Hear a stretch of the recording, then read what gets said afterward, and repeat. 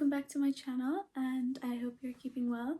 Today I'm back with another video and I'm going to be focusing on how to romanticize your life. And I'm not talking about the Pinterest perfect way because that's very unrealistic, and that's something we can work towards, something we can use as motivation, but we're actually going to be focusing on how to feel confident in your daily life. I'll be sharing both mindset shifts and physical practices. Before we get into the habits or the mindset shifts, you also have to understand that there is a huge misconception around romanticizing your life. People think that romanticizing your life is buying holidays on impulse, buying yourself expensive things, making your room look Pinterest worthy, or I don't know, going for a dinner where you can take an Instagrammable picture.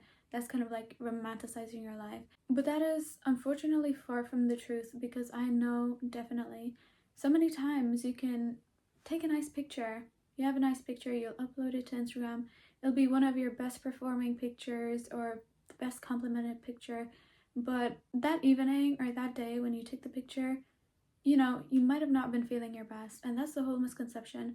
Romanticizing your life, you choose if you're going to romanticize your life in the eyes of other people or in actually the feeling for yourself, because there's a big difference. Unfortunately, it is way easier to romanticize your life for the eyes of other people. It's not as easy to change the way your life feels rather than the way your life looks. In my opinion, the best way to start romanticizing your life is to practice gratitude.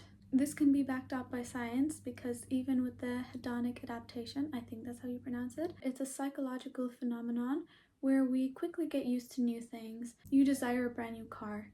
You get that brand new car, but after a week, it won't be as satisfactory as maybe the 2 years before, where you were, saving up and working hard to get that car. And I feel like sometimes we do forget that the things we have asked for a few years back, we have them now, and we're actually in a good place.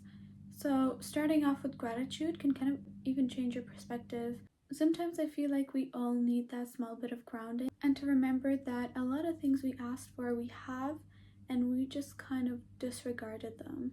I'm going to be focusing on the mindset shifts first to romanticize your life, and then we're going to look at the physical habits and daily habits. The first one would be to stop waiting for special occasions.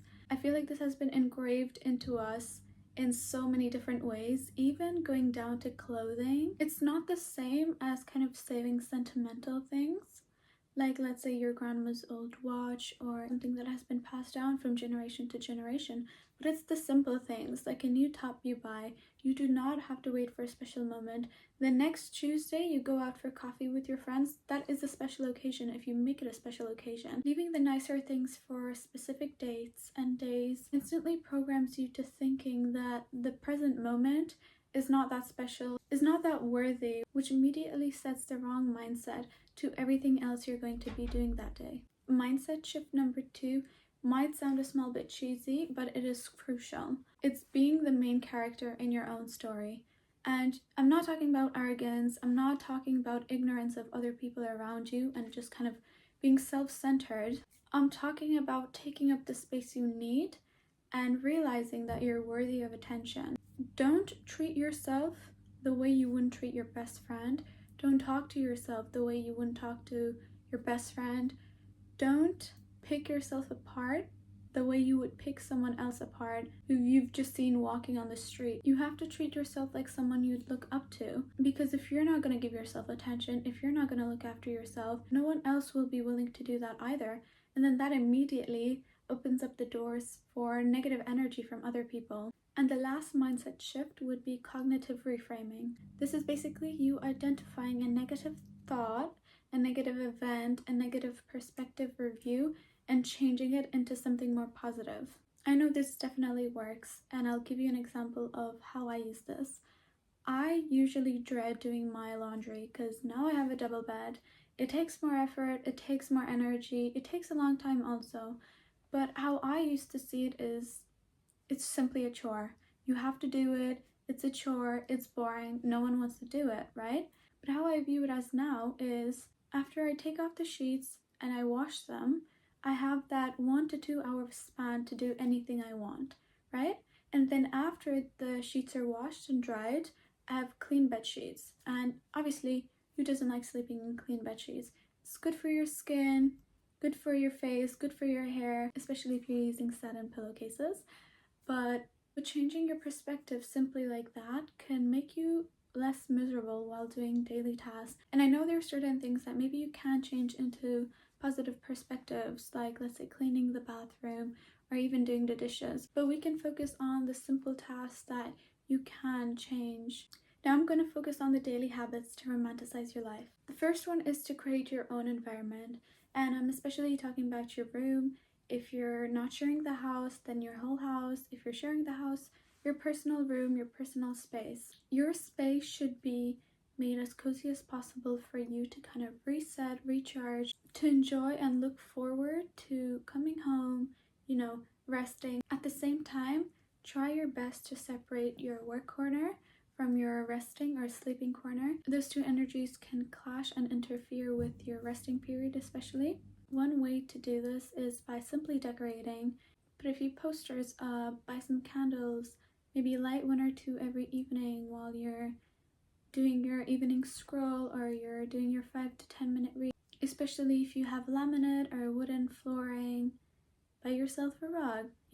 Having a rug in the room, I feel like always makes it more cozier. If you have a cozy room, you will feel so much more motivated, not to do the bare minimum, not to do what you have to do, but also sometimes I feel like it pushes your creativity a small bit.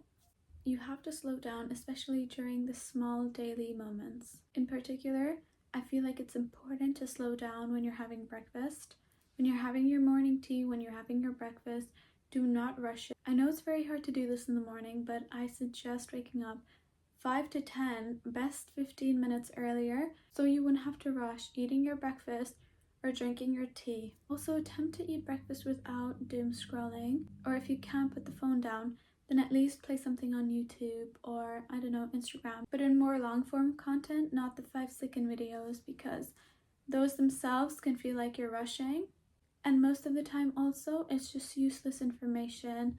And it makes the 5 to 10 minutes of quiet breakfast time seem so rushed, you don't even notice when the time passes, and then you have all your breakfast still left on the table. Documenting your life for yourself can be one of the most exciting and fun things to do, whether it's through the form of journaling, whether it's through the form of taking pictures or short videos.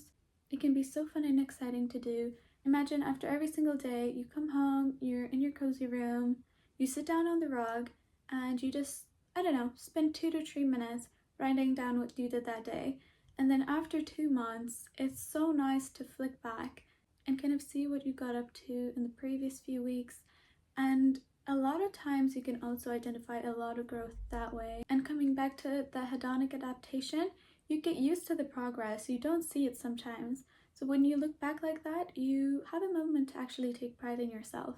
And the last one for daily habits would be to create rituals, not only routine. Routines are something you do out of habit, whereas rituals you do with intention. So you wake up, you eat breakfast out of habit. You might make yourself a smoothie with your favorite berries as a ritual for yourself in the morning. Or instead of a routinely stretch in the evening, you might turn it into something you look forward to more by maybe doing the same stretch but listening to music at the same time. You'd enjoy it more, you'd look forward to it more, and it wouldn't seem like a task or something you have to do for yourself, but something you're actually doing with intention and looking forward to. And that would be all the tips for this video. I'd love to hear some small things you do to romanticize your life, and if you have any thoughts or ideas on this video and the video you'd like to see next week. Thank you for watching again, and make sure you subscribe so you don't miss my next video.